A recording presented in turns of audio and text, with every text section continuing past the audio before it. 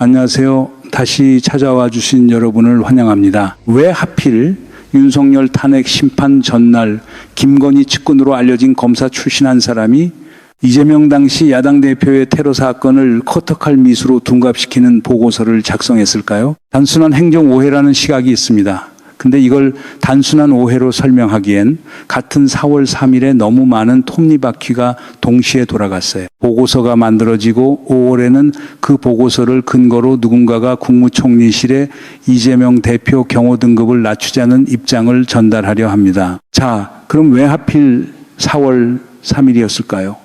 그리고 그 한 장의 보고서가 어떻게 한 야당 대표의 목숨을 지키는 경호 체계를 흔들 수 있었을까요? 박선원 의원이 일찍부터 국정원 직무유기라며 의혹을 제기했고 9월 국정원 정보위 백브리핑에서는 김상민 법률특보가 그 보고서를 실제로 작성했다는 사실이 공식 확인됩니다. 오늘 보실 건 표면의 한 보고서가 아닙니다. 그 보고서 뒤에 25년에 걸쳐 형성된 한 카르텔이 있고 그 카르텔이 어떻게 한 정권을 만들었다가 12.3까지 갔는지 표면, 동기, 결과 세 층을 차례로 들여다보겠습니다. 이건 한 검사의 일탈이 아닙니다. 25년에 걸쳐 만들어진 한 카르텔의 작동 방식이에요. 주류 언론이 이 사건을 다루는 방식을 한번 보세요. 행정 절차 논란 정도로 처리합니다. 김상민이 어떻게 그 자리에 갔는지, 왜 기존 법률 보좌관직이 있는데도 갑자기 법률특보직이 신설됐는지 그런 구조적 질문은 거의 안 합니다. 그러니까 보고서 한 장이 떨어졌다는 사건만 남고 그 뒤에 25년짜리 그림은 보이지가 않는 거죠. 그래서 오늘은 거꾸로 들어가 보겠습니다. 4월 3일 그 보고서가 표면이고요.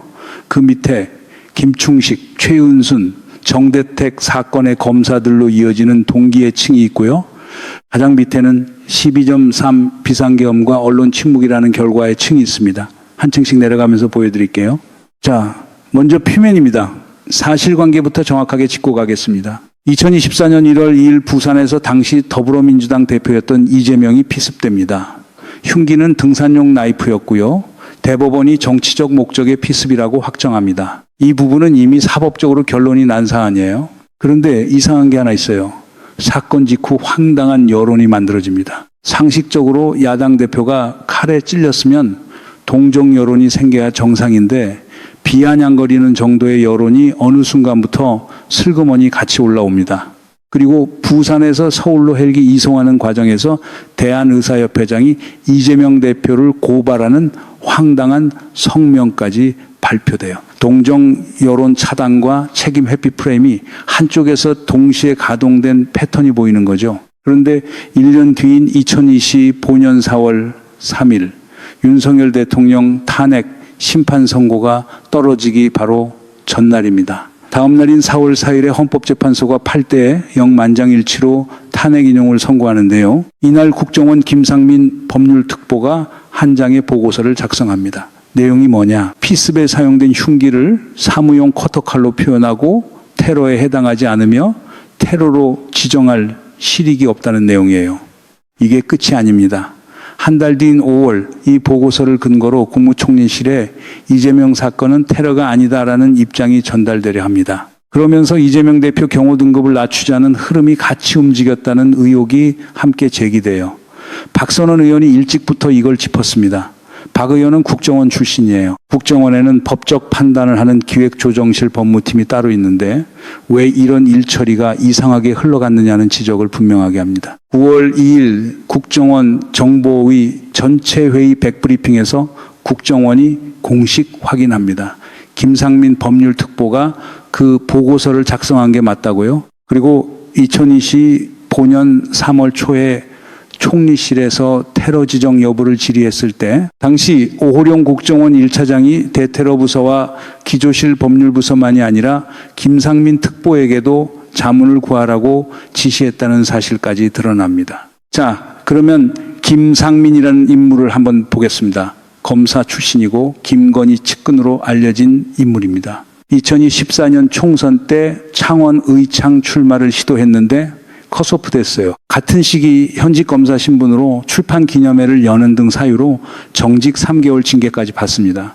그리고 그 직후 갑자기 국정원의 법률특보라는 자리가 신설돼요. 김상민이 그 자리에 앉습니다. 여기서 일각의 시각은 이렇습니다. 기존의 현직 검사가 파견되는 법률보좌관직이 이미 있었는데 공천을 못 받은 김상민을 위해서 원장직보 라인의 법률특보직이 갑자기 만들어졌다는 거예요. 일반적인 인사 흐름이라고 보기 어려운 구조라는 지적이 나옵니다.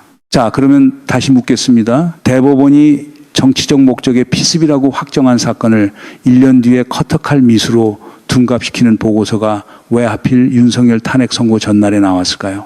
이거 양치기 소년 같은 얘기 아닙니까? 같은 자리에서 같은 사람들이 같은 말을 반복하면 마을 사람들이 더 이상 안 나오는 이유가 있거든요. 그러면 결국 김상민 한 사람이 김건희 측근이라는 인연으로 단독으로 만들어낸 사건이구나. 답이 나왔네요.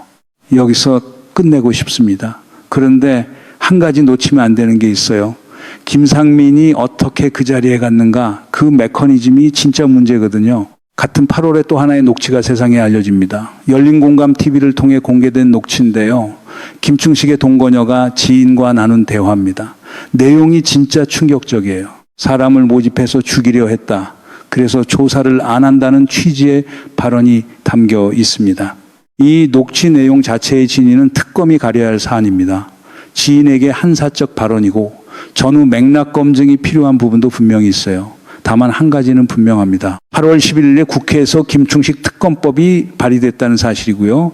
같은 시점에 김상민 보고서 의혹이 다시 부각됐다는 사실이에요. 우연이라기엔 시점이 너무 맞물려요. 주류 언론이 이 두 사건을 거의 다루지 않습니다. 다뤄도 음모론 논란 정도로 처리해요. 김상민 보고서 작성 경위, 그 자리가 어떻게 신설됐는지 지상파 뉴스에서 짚어본 적 있으세요? 그게 그냥 무관심일까요? 아니면 다른 이유가 있을까요? 문제는 여기서부터입니다. 김충식이라는 인물이 누구냐? 왜 이 이름이 25년짜리 카르텔의 핵심 노드가 되는가? 들여다보면요. 시작은 1987년인지 88년경입니다.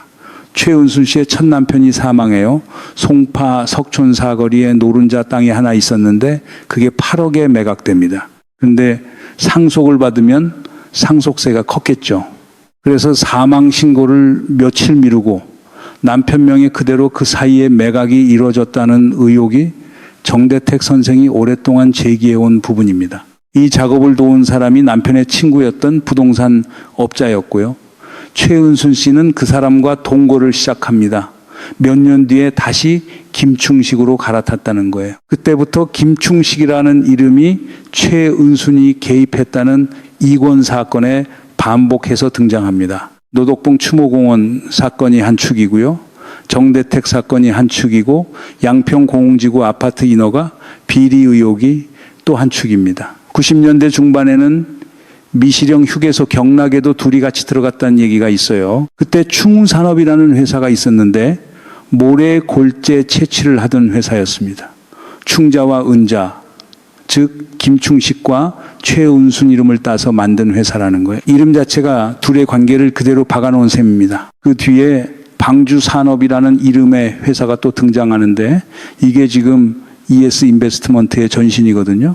회사가 이름을 갈아입어도 사람은 그대로인 거죠. 까보면 이 라인의 결정적 무대가 동부지검입니다. 정대택 선생 사건이 핵심이에요. 송파 스포츠센터 수익권 분쟁이었는데요. 정 선생이 최은순, 김충식, 그리고 백윤복이라는 법무사를 동부지검에 고소합니다. 그런데 동부지검이 어떻게 했냐. 거꾸로 고소인이었던 정대택 선생을 무고 혐의로 엮어버려요. 이 한 사건의 검사만 45명이 거쳐갑니다. 판사도 이 30명 정도 신나간 걸로 알려졌어요. 거기에 나경원 의원의 남편인 김재호 판사도 등장해요. 동부지법 시절이었는데 이 사건을 1년 반 동안 들고 공판을 안 엽니다. 그러고는 그냥 다른 자리로 옮겨가요. 하기 싫었던 게 아니라 사건의 성격을 알았기 때문에 안 한 거라는 해석이 나옵니다. 동부지검 자체의 수사 패턴도 한번 보세요. 송파경찰서가 최은순 위증 혐의를 수사해서 위증 맞다고 판단하고 구속영장을 신청합니다. 그런데 동부지검이 그 영장을 기각해요. 재판부가 그 위증 수사 보고서를 제출하라고 요구하는데 검사가 끝까지 안 냅니다. 영장 기각과 수사 보고서 비공개 두 가지가 한 라인에서 같이 움직였다는 거예요. 조남관 검사도 이때 등장합니다. 2004년경 동부지검 공판 검사였어요. 정대택 위증 관련 수사 보고서를 재판부가 제출하라고 요구했는데 끝까지 안 냈다는 게 정대택 선생 측의 일관된 주장입니다. 신성식 검사도 같은 라인이에요. 동부지검 시절 정대택 무고 사건을 만진 검사 중 하나로 알려져 있습니다. 그리고 한참 뒤인 2023년 1월에는 KBS 검언유착 의혹 녹취록 허위보도 사건과 관련해 신성식이 명예훼손 혐의로 불구속 기소까지 됩니다. 한동훈 당시 법무부 장관과 채널 A 전 기자의 대화를 거짓으로 꾸며 KBS에 전달한 혐의예요. 이 두 사건이 따로 떨어진 게 아니라 같은 사람의 같은 행동 패턴이 다른 시점에 다시 나타난 거죠. 자, 그러면 이제 2020년 12월로 점프해 봅시다. 추미애 당시 법무부 장관이 윤석열 검찰총장 징계를 추진하면서 검사징계위원회가 구성됩니다. 이 위원회 누가 들어갔냐? 정한중 위원장, 직무대리, 그리고 신성식 대검 반부패강력 부장과 조남관 대검 차장 라인이에요. 12월 16일 새벽에 정직 2개월이 의결되는데요. 신성식은 최종 의결에서 기권합니다. 호남 출신 검사가 윤석열 징계에서 기권한 거예요. 보수 매체들이 처음에는 긴장했어요. 이 라인 추미애 쪽 아닌가 하고요. 근데 결과는 정반대였습니다. 왜 기권했을까요? 누가 봐도 답이 나오잖아요. 신성식은 정대택 사건 담당 검사였습니다. 조남관도 같은 동부지검 라인이었고요. 윤석열을 지킨 게 아니에요. 25년 전부터 같이 묶여있던 카르텔을 지킨 겁니다. 딱 변사또 동원 차린 그림이에요. 동부지검 청사 한복판에서요. 이몽룡 어사 출도를 25년째 기다리고 있는 셈이죠. 이 사람들 갑자기 정의로워진 게 아닙니다. 처음부터 같은 카르텔이었던 거예요. 카르텔 지키려다가 25년 만에 다 뽀록 난 거죠. 신성식이라는 인물을 조금 더 따라가 보겠습니다. 2024년 총선 때 순천 출마를 시도했어요. 진짜 검사라는 책까지 냈고요. 정의로운 검사 이미지로 지지율도 한때 나쁘지 않았다는 얘기가 있습니다. 그런데 정대택 선생이 그 지역구로 직접 찾아가서 시위를 합니다. 무슨 진짜 검사냐고요. 지지율이 떨어지고 공천에서 미끄러져요. 결국 무소속으로 출마했지만 그 지역구는 다른 사람에게 갑니다. 자, 한번 보세요. 검사들이 출마할 때면은 신기하게 정의로워져요. 출마 끝나면 다시 카르텔로 돌아가고요. 국민의힘 이철규 의원도 한때 민주당 공천을 알아봤다는 얘기가 있고 장동혁 의원도 비슷한 동선이 있었다는 보도가 있어요. 정신 똑바로 차리고 있지 않으면 이런 사람들이 어느 순간 정의로운 사람이 돼서 민주당 배지를 답니다. 스펙은 좋거든요. 호남 출신, 대검 반부패, 강력부장, 수원지검장, 검찰, 핵심 요직 두 자리를 거쳤어요. 호남 출신이 그 자리에 가기 자체가 쉽지 않은데 그 자리를 거치면서 무탈했다는 거예요. 검찰 내부 평가도 좋았다고 합니다. 단 정대택 사건만 빼면은요. 이 한 사건만 없으면 신성식은 더불어민주당이 영입하고 싶었던 카드였을 수도 있어요. 그게 더 무서운 거죠. 정대택 선생이 지역구로 찾아가지 않았다면 신성식은 지금 어느 자리에 있었을까요? 여기가 핵심입니다. 이재명 테러 사건은 2014년 1월 2일 부산에서 시작된 게 아닙니다. 2003년 송파에서 이미 시작된 사건이에요. 25년이 걸린 거예요. 이 사건이 여기까지 오는데 처음에 이렇게 물었습니다. 왜 4월 3일이었나? 그런데 지금 이 시점에서 보이는 건 질문 자체가 좁았다는 거예요. 4월 3일이 아니라 2003년부터 들여다봐야 했던 거였습니다. 서울의 봄에서 봤던 그 새벽 풍경이 25년에 걸쳐 천천히 만들어진 거예요. 1979년 12.1 이와 2024년 12.3이 떨어진 사건이 아니라 같은 카르텔의 다른 시점일 뿐이라는 거죠. 이쯤에서 김충식이라는 인물의 인맥을 한번 짚고 가겠습니다. 열린공감TV가 양평의 한산 중턱 창고에서 확보한 다이어리가 있습니다.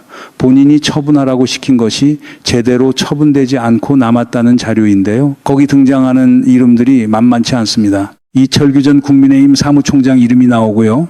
황교안 전 국무총리, 권성동 의원의 이름도 다이어리에 등장합니다. 더 흥미로운 패턴이 있어요. 김충식 씨가 도자기를 선물할 때 두 개를 페어로 만들었다는 거예요. 하나는 선물로 주고 하나는 본인이 보관했다는 거죠. 사진까지 같이 찍어서요. 받은 적 없다고 부인해도 사진이 남아있는 구조예요. 실제로 황교안 전 총리 같은 경우는 본인이 도자기를 받은 적 없다고 했는데 그 도자기를 들고 같이 찍은 사진이 있다고 합니다. 컬러 특수 코팅 도자기인데 일본 황실 같은 데도 팔린다는 거예요. 그러니까 단순한 명절 선물 수준이 아니라 일종의 인장이자 영수증 역할을 하는 물건이라는 거죠. 다이어리도 마찬가지예요. 2003년에 쓰인 다이어리에 10일 핸드폰 번호가 있고 이 두 자리 국번 시절 번호까지 있습니다. 굉장히 꼼꼼하게 적었다는 거죠.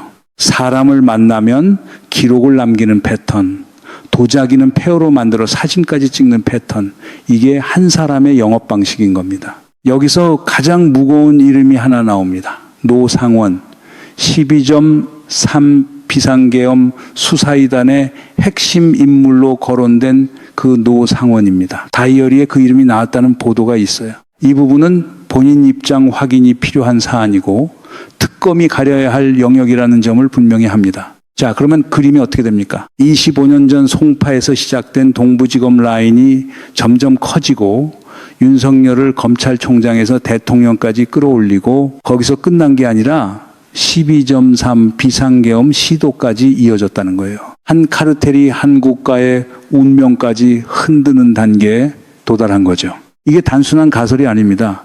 12.3 비상계엄에서 가장 이상하다고 평가됐던 라인이 정보사 수사 2단의 노상원 라인이었어요. 헌법재판소가 이미 8대 0 만장일치로 윤석열 탄핵을 인용했다는 건 그 비상계엄 행위 자체가 위헌이라는 사법적 결론이 났다는 뜻이에요. 그런데 그 노상원의 이름이 김충식 다이어리에 나왔다는 보도가 있다는 거고요. 즉 80년대 송파 부동산 카르텔이 동부지검 검사 카르텔을 만나서 정대택 사건을 거치고 김건희 김충식 라인을 거쳐 결국 윤석열을 통해 군부 일부와 만나는 그림까지 그려지고 있다는 거예요. 이쯤 되면 한두 번 우연이 아닌 겁니다. 김건희 1심 선고를 보세요. 2016년 1월 28일 서울중앙지법이 도이치모터스 주가 조작 8억, 명태균 여론조사 58회 공천 개입에는 무죄, 통일교 청탁 8천만 원 부분만 유죄로 징역 1년 8개월을 선고합니다. 양측이 소년이 외친 횟수를 마을 사람들이 세고 있다는 그 얘기 다시 떠오르지 않으십니까? 누워서 침 뱉기 시전 중이라는 분도 일각에 계세요. 여기서 한 사람의 글을 짚고 가겠습니다.